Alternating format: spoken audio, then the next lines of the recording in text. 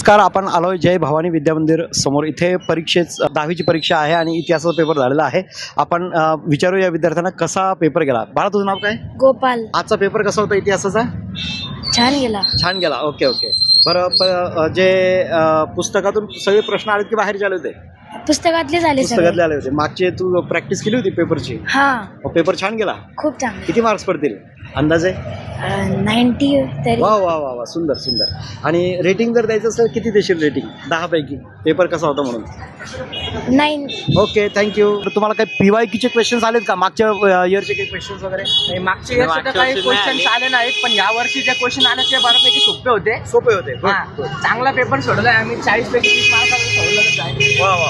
जर समजा एका ॲव्हरेज स्टुडंटने जर का अभ्यास नाही केला तर त्या ॲव्हरेज स्टुडंटला किती मार्क्स पडतील आजच्या पेपरमध्ये? ॲव्हरेज स्टुडंटला का आजच्या पेपरमध्ये 35 तरी पडतेच. वा वा. मग आजच्या पेपरला तुम्ही रेटिंग काय द्याल, म्हणजे आउट ऑफ 10? 40%.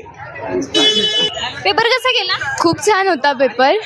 छान गेला. आणि प्रिव्हियस इयरचे क्वेश्चन्स वगैरे होते का? नाही, प्रिव्हियस इयरचे जास्त नव्हते, 1-2 होते फक्त.